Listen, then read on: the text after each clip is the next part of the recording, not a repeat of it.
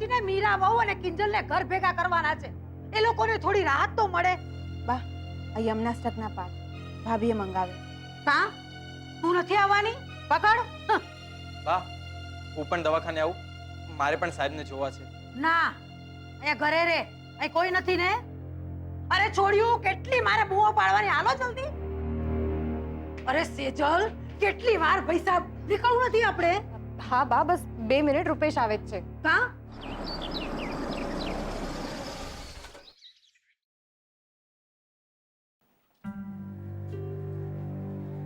બા, જય શ્રી કૃષ્ણ. સેજલ, મમ્મીએ થોડા ખાખરા મોકલાવ્યા છે ઘર અને હોસ્પિટલ માટે. બધા રિપોર્ટ્સ આવી ગયા? હા, આજ સાંજ સુધીમાં બધા જ રિપોર્ટ્સ આવી જશે. પપ્પાનો પણ ફોન હતો. પૂછતા હતા કે પોલીસ કમ્પ્લેન કરી કે નહીં તમે લોકોએ? પોલીસ ફરિયાદ શેના હાટું? કેમ? 5 લાખની ચોરી થઈ છે બા. બની શકે અંકલે ચોરને જોયો હોય, એમની વચ્ચે ઝપાઝપી થઈ હોય અને આના કારણે અંકલની આવી હાલત થઈ હોય.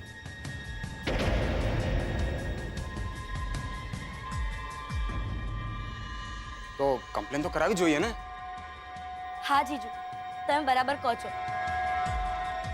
ચોર કરે જલસા ને આપણે ભરીએ વીસી ના હફતા. એવું થોડી ચાલે. ચલો આપણે એફઆઈઆર લખાવી આવીએ. અરે હરક પદુડી, તું હાલી નીકળી છો એફઆઈઆર નોંધાવવા વાળી? અરે તારો બાપ ત્યાં હોસ્પિટલમાં ખાટલે પડ્યો છે અને તને પોલીસ સ્ટેશન જવાના અભરખા જાયગા છે?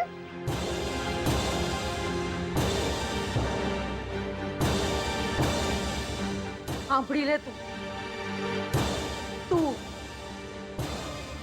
અને તમે હો જમાઈ રાજા.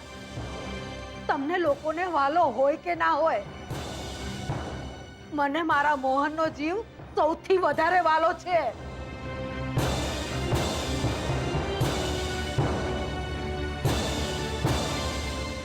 એટલે પોલીસ સ્ટેશન તો ભૂલી જ જજો.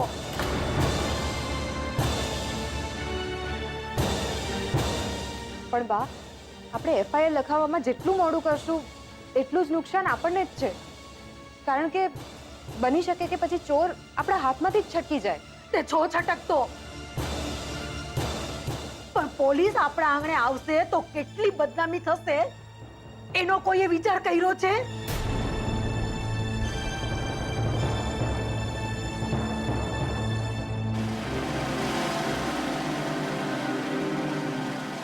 બા, એમાં બદનામી છે નહીં.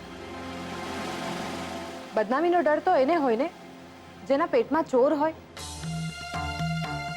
રૂપેશ, હું તો કહું છું આપણે કિંજલને પણ સાથે લઈ જઈએ. ખબરદાર, કોઈએ કાંઈ કરવાની જરૂર નથી.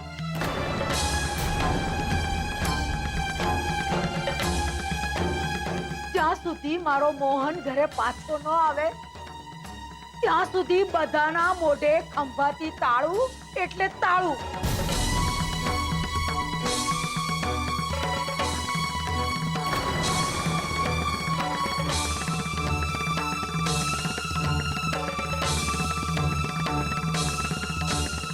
ચાલો.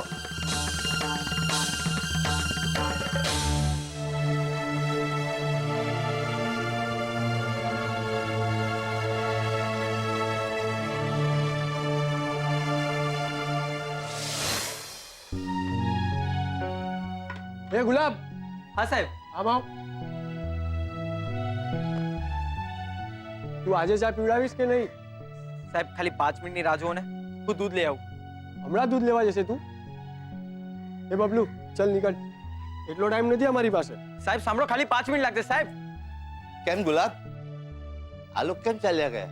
શું કરું કાકા, બધા ચા ચા કરતા છે પણ દુકાનમાં ચા માટે દૂધ નહીં મળે. ને કોણ જાણે આ ધીનુ કાકા ક્યાં ગાયબ થઈ ગયા છે. હવે તમે જ કહો, હું દુકાન સંભાળું કે પછી દૂધ લેવા જાઉં? કેમ, મોહનભાઈ કે કિંજલ નથી? ક્યાંથી હોવાના? ગઈકાલે બહુ મોટી ગડબડ થઈ ગઈ. સાહેબ અચાનકથી બેભાન થઈ ગયા અને એમને હોસ્પિટલ લઈ જવા પડ્યા. અને અત્યારે કિંજલબેન પણ ત્યાં જ છે અને હું અહીંયા એકલો. આ વાતની તો મને ખબર જ નથી. હું એક કામ કરું છું, અત્યારે જ જાઉં છું અને મોહનભાઈની ખબર કાઢીને આવું છું. તમને કઈ જોઈએ છે તો બોલો. કાકા એક કામ કરશો, જો તમને વાંધો ના હોય ને તો ખાલી 2 મિનિટ આ ગલ્લો સંભાળો ને, તો દૂધ લઈને આવું. ભલે. અલે રાહુલિયા. અરે વસંતભાઈ, શું વાત છે? મોહનભાઈને આપેલા 5 લાખ રૂપિયા ડૂબી ગયા એટલે શું અહીંયા ગલ્લે બેસીને ઉઘરાણી કરો છો?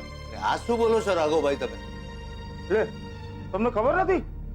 અરે ભાઈ, કાલે ઘરમાંથી 5 લાખ રૂપિયાની ચોરી થઈ ગઈ. કિંજલની સગાઈ તૂટતા તૂટતા અટકી ગઈ ને બસ આના શોખને લીધે જ મોહનભાઈ બિચારા હોસ્પિટલ પહોંચી ગયા ને હવે તો કદાચ પહોંચી ગયા હશે. આવી વાત કરતા તમને શરમ નથી આવતી? આવા સમયે તો તમારે દુકાનને સંભાળી લેવી જોઈએ. મારે દુકાન સંભાળવી જોઈએ? આમાં આમાં અહીંયા આવો, બતાવું તમને. અહીંયા આવો, અહીંયા આવો ને જુઓ આ પાટિયું જુઓ. શું લખ્યું છે આની પર? Mohan and daughter's. હે, ક્યાં એવું લખ્યું છે મોહન એન્ડ સન્સ કે મોહન એન્ડ બ્રધર્સ? નહીં ને, તો પછી આ બ્રધર કે આ સન શું કામ સંભાળે આ દુકાન? મને વિશ્વાસ નથી આવતો કે તમે મોહનભાઈના ભાઈ છો.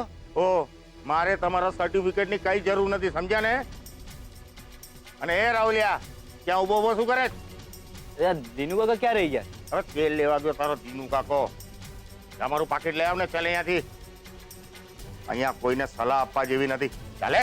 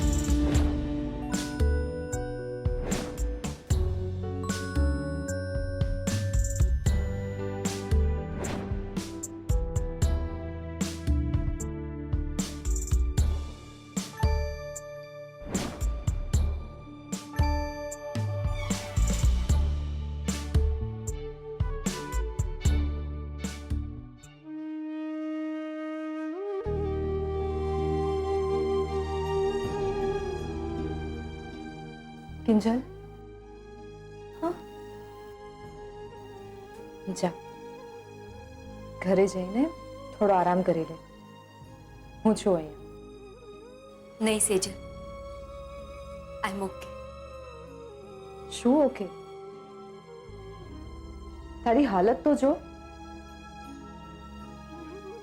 ચાલ ઘરે જઈને ફ્રેશ થઈ જા, પછી પાછી આવજે. હું, બીજલ અને કાકી અમે ત્રણેય અહીંયા જ છીએ. ઓ માય ગોડ, જો તમે લોકો અહીંયા છો તો પછી દુકાને કોણ છે? મને ખબર જ હતી કે આ વાત તું પૂછીશ જ. તું ચિંતા નહીં કર, હું ગુલાબને કહીને આવી છું. ચલ, એ સારું કર્યું. એ અને દિનુ કાકા હશે તો દૂધ પણ લાવી દેશે ને ગલ્લો પણ સચવાઈ જશે. હવે એ તો મને ખબર નથી. ગઈકાલ રાતથી ગુલાબ દિનુ કાકાને શોધી રહ્યો છે અને આજે સવારે પણ દિનુ કાકા મને દેખાયા નથી. બાપ રે, તો પછી ગુલાબ એટલું બધું કેવી રીતે મેનેજ કરશે? ખબર નથી, પણ અત્યારે તું જા. મેં મમ્મીને પણ ઉત્કર્ષની સાથે નીચે ગાડીમાં બેસાડી દીધી છે. તું જા પ્લીઝ.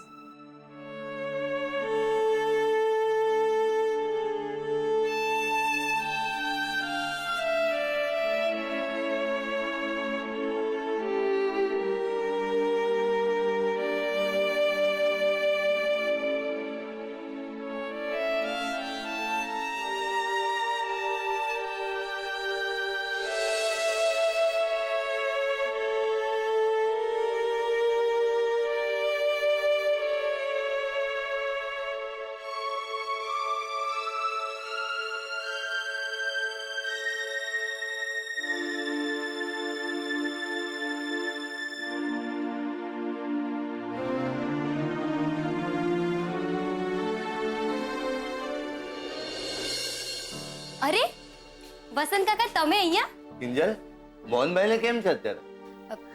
ગઈકાલ રાત્રે એમની તબિયત બગડી ગઈ હતી પણ હવે ઓકે છે. મને ગુલાબે કહ્યું સગાઈ બાબત પણ અને પૈસા બાબત પણ. પણ કિંજલ બેટા, તું પૈસાની ચિંતા નહીં રાખતી. અત્યારે તો મોહનભાઈનું સાજા થવું ખૂબ જરૂરી છે. અને વીસીના હપ્તાને તો હજુ 30 દિવસની વાર છે. કરી લેશું કંઈક. થેન્ક યુ કાકા. અને હા, તમારે ઘરે જવું હોય તો જાઓ. હવે હું આવી ગઈ છું ને.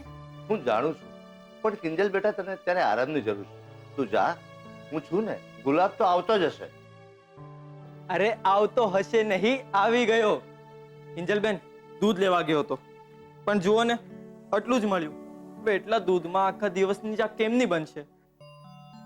આ રહ્યું, હવે તો ચાલશે ને. મને સેજલે કહ્યું કે તું ગલ્લે એકલો છે ને દિનુ કાકાના કઈ ઠેકાણા નથી, એટલે હું લેતી આવી. આ કામ તમે ટોપનું કીધું. બાકી સાહેબને કેમ છે હવે? સારું છે, પણ આ દિનુ કાકા છે ક્યાં? સેજલ પણ કહેતી હતી કે તું એમને ગઈકાલ રાતથી શોધતો હતો. હા, સગાઈની જગ્યાએ ઘરે, રસોડામાં, દુકાનમાં. એમને ફોન પણ કીધો પણ દિનુ કાકાનો કાંઈ અતો પતો નથી. એક કપ ચા મળશે? હા હા, કેમ નહીં, તમે બેસો, હું હમણાં આપું છું. ગુલાબ, તું ટેબલ સાફ કરતો થાવ, હું ચા મૂકું છું. હા.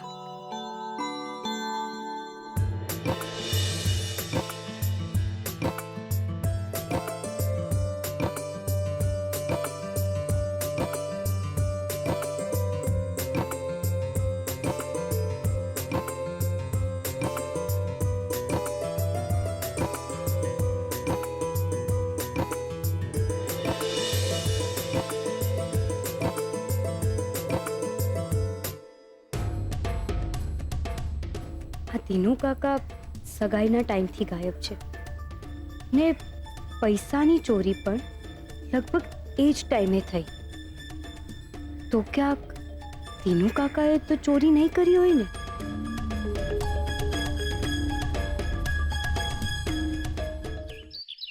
પદ્માબેન, હું તમારો ને માસુકભાઈનો જેટલો આભાર માનું ને એટલો ઓછો છે. આજે સેજલના પપ્પાના શ્વાસ ચાલી રહ્યા છે ને, તો એ ફક્ત ને ફક્ત તમારા લોકોની મહેરબાનીના કારણે જ છે. અરે મીરાબેન, એમાં વળી મહેરબાની છે ની. ને હવે તો આપણે એક ઘરના કહેવાઈએ, અને અગવડ સગવડમાં જો આપણે એકબીજાને કામ નહીં લાગીએ તો બીજું કોણ લાગશે? પણ ખરું કહું ને તો દુઃખ મને એ વાતનું છે કે આવા કપરા સમયે રૂપેશના પપ્પાને બહાર ગામ જવું પડ્યું છે.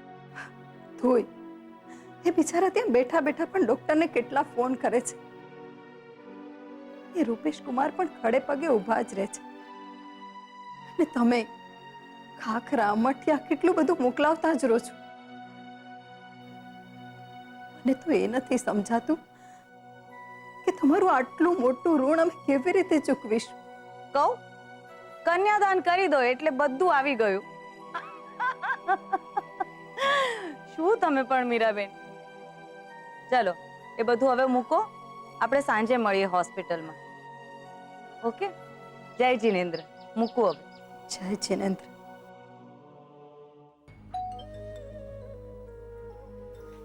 Mummy, mummy, mummy. હા? શું થયું? બોલતી કેમ નથી? પપ્પા તો ઠીક છે ને? હા હા, બસ હું તો પદ્માબેન સાથે વાત કરી રહી હતી. બેટા, મને એવું લાગે છે કે આપણે એમના 1 લાખ રૂપિયા વહેલામાં વહેલી તકે પાછા આપી દેવા જોઈએ. નકામું ક્યાંક વહેલા મોડું થાય ને, સેજલને સાંભળવું પડે. મમ્મી, તું ચિંતા નહીં કર, બધું થઈ જશે. કેવી રીતે થઈ જશે બેટા? ખાલી માસુકભાઈના 1 લાખ રૂપિયા થોડા છે. દવા, ડોક્ટરનો ખર્ચો એ પણ તો છે જ. પાછા 5 લાખ રૂપિયા તો જુદા. મમ્મી, તું 5 લાખને તો ભૂલી જ જજે. આજે જ મારે વસંત કાકા સાથે વાત થઈ. એમને કહ્યું કે અત્યારે આપણે પપ્પાની ચિંતા કરવાની છે, 5 લાખની નહીં. ભગવાન એમનું ભલું કરે. નહીતર આજકાલના જમાનામાં આવા માણસો મળવા બહુ મુશ્કેલ છે. હું જોઉં છું. હં?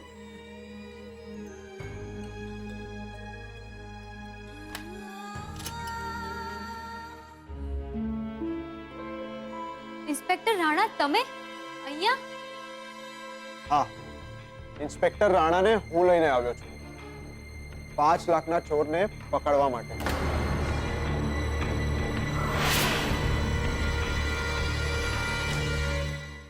અરે નહીં નહીં નહીં, મેં તમને કેટલી વાર કીધું, તમને સમજ નથી પડતી. હા, અરે 3 લાખ રૂપિયા રોકડા આપ્યા છે મેં તમારા માણસના હાથમાં. હા, પૂછીને જણાવો મને જલ્દી. અરે ટેન્શન તો રૂપેશ, કોની સાથે વાત કરે છે તું? થાય. હાલો, 2 મિનિટમાં ફોન કરવા તમને. શેનું ટેન્શન છે તને? કઈ નહીં, આ તો નવો બિઝનેસ સ્ટાર્ટ કરું છું ને, તો 4 ટેન્શન તો રહેવાના ને. કેવા ટેન્શન? જો સેજલ, ખોટું નહીં લગાડતી, પણ મારા બિઝનેસની હું દરેક વાત તારી સાથે શેર કરું એ જરૂરી તો નથી ને. સારું, ના કરીશ શેર. પણ એ જાણવાનો મારો પૂરેપૂરો અધિકાર છે કે તું કોઈ ખોટો બિઝનેસ તો નથી કરી રહ્યો. આઈ મીન કોઈ લીગલ કામ? સેજલ, તું આ કેવી વાત કરે છે? અને તું મારા વિશે આવું વિચારી પણ કેવી રીતે શકે? માનું છું કે મારા શબ્દોથી તું હર્ટ થઈ છે, પણ ટ્રસ્ટ મી સેજલ, વિશ્વાસ રાખ, હું કોઈ જ ખોટું કામ નથી કરી રહ્યો. ડર તો લાગે જ નહીં રૂપેશ. પપ્પાની આ હાલત જોઈને હું અંદરથી એકદમ હલી ગઈ છું. પપ્પાને જ્યારે મેં બેભાન જોયા ને, ત્યારે 2 સેકન્ડ માટે તો મને વિચાર આવ્યો કે મેં પપ્પાને હંમેશ માટે ખોઈ દીધા. અને રૂપેશ, હું તને કે પપ્પાને ખોવા નથી માંગતી.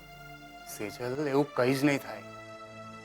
મારો બિઝનેસ પણ સેટ થઈ જશે અને તારા પપ્પા પણ ઠીક થઈ જશે. ઓકે? પણ એની પહેલા હું પેલા ચોરને ઠેકાણે લગાડવા માંગુ છું, જેણે અમારા ઘરમાંથી 5 લાખ રૂપિયાની ચોરી કરી અને પપ્પાની આ હાલત કરી. રૂપેશ, હું દિલથી એને બધું આપું છું. જેણે અમારી લાઈફને અપસેટ કરી છે ને, એની લાઈફ હું ક્યારેય સેટ નહીં થવા દઉં. ક્યારેય.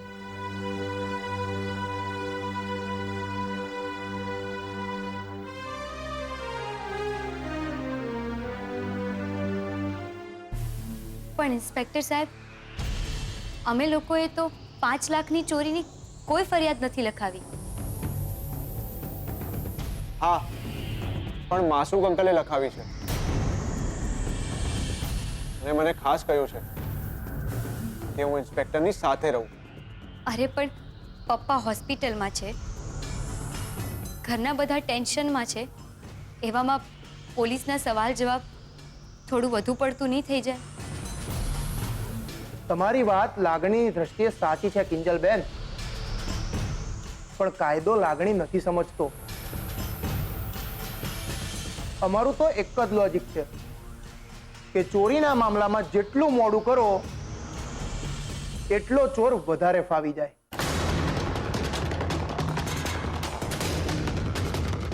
એટલે તમે મને એમ કહો કે તમને કોઈની ઉપર ડાઉટ છે?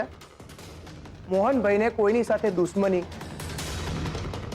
લડાઈ, ઝઘડો કે પછી બદલો લેવાની ભાવના? ના ઇન્સ્પેક્ટર સાહેબ, પપ્પાનો એવો સ્વભાવ જ નથી કે કારણ વગર કોઈની સામે ઊંચા અવાજે બોલે.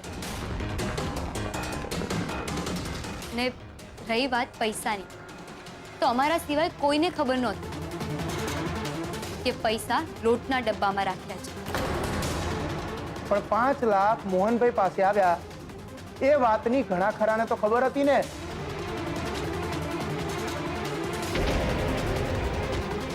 સિમ્પલ લોજિક છે. આ હાથ સફાઈ કોઈ જાણ ભેદું નહીં છે.